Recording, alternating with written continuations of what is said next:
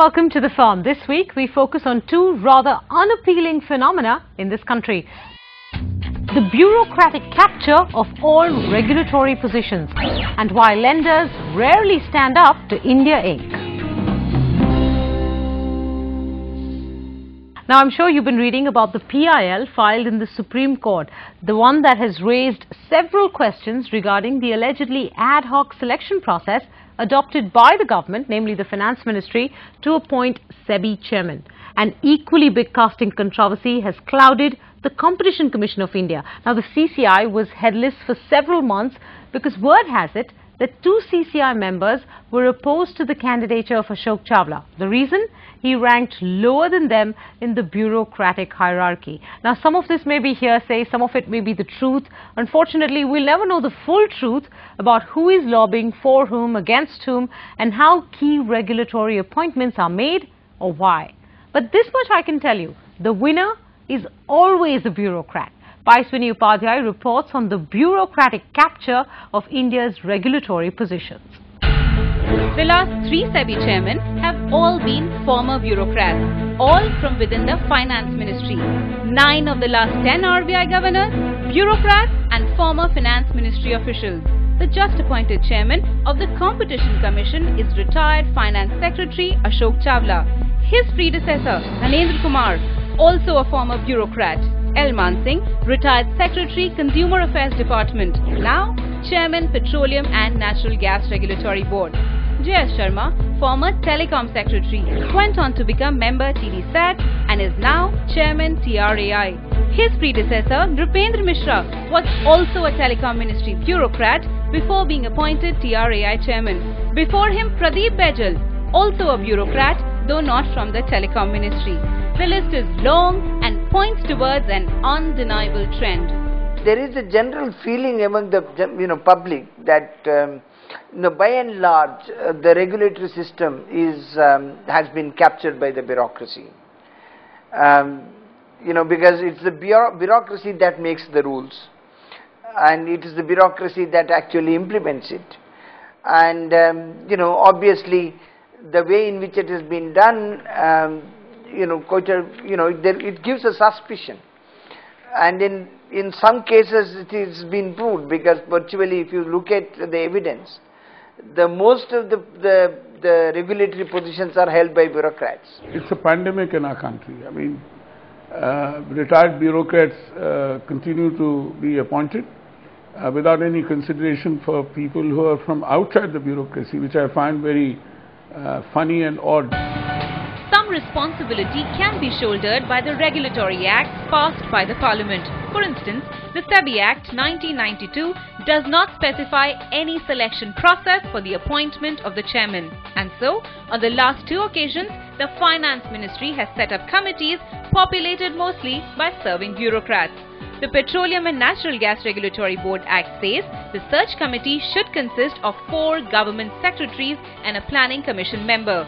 The CERC chairman is selected by a committee of a planning commission member, 2 government secretaries, the PSEB chairman, and yes, finally, 2 non-bureaucrats. I mean, finally, regular people. I think the problem is the search and selection committees.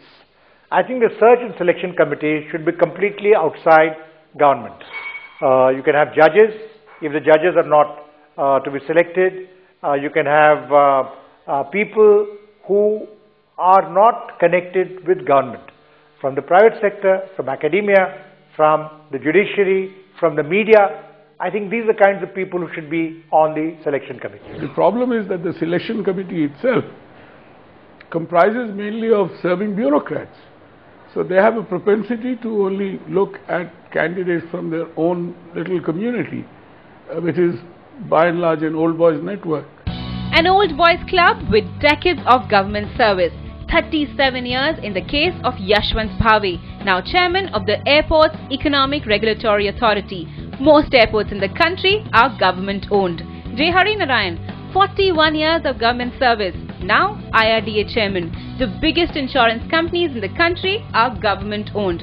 Upstanding men maybe, but can too much government baggage compromise regulatory independence? If it is independent, it has to be clearly independent. Now, I mean, there are cases where secretaries of the Government of India walk into the finance commissions. I mean, the finance commission is supposed to be an independent arbiter between the center and the states.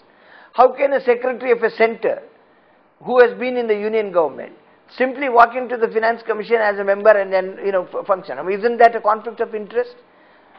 I mean, we do need to really avoid this type of things. It's a fact that a lot of regulators are retired bureaucrats, but they come in there because of their domain knowledge. See, the person who has worked for X number of years in the government, firstly, he has a good idea of how government functions. Secondly, if he's come from that same ministry, he will have the domain knowledge which will be superior to somebody who hasn't worked in that kind of setup. That probably explains why the last two chairmen of TRAI were secretaries with the Department of Telecommunications. But doesn't choosing regulators from line ministries heighten conflict issues?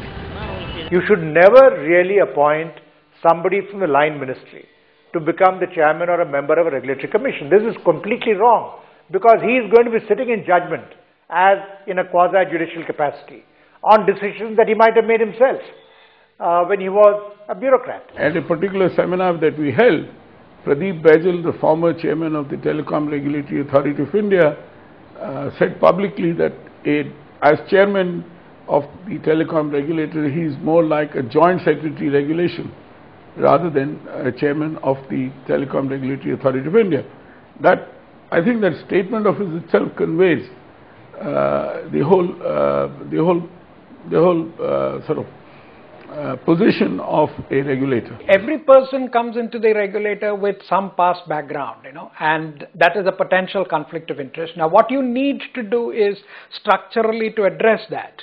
Structurally to address that in such a way that the moment you walk in through that door and assume a new position, your loyalties, your performance is entirely dictated by the new role.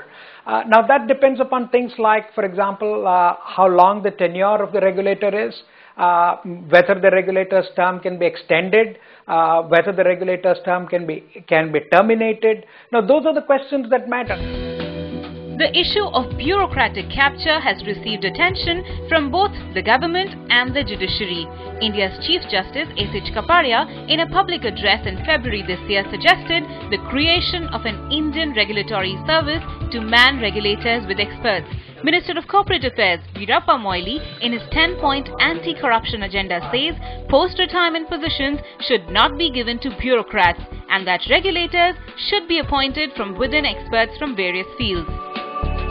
One of the main problems in regulations in India is that people who have excellent knowledge of the subject would prefer not to be on a regulator because the salaries are very low.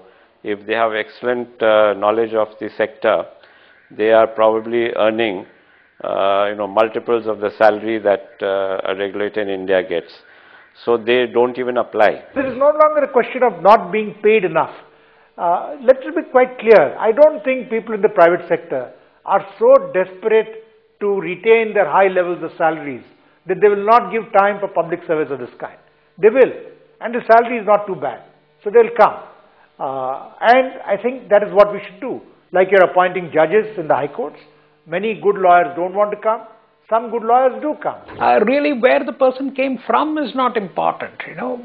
We have had experiences in the past. And I think the Election Commission is a good example of that. You take a bureaucrat and put the person in the Election Commission, and we have had instances where that Election Commission performs quite independently because there are constitutional safeguards on the independence and autonomy of that body.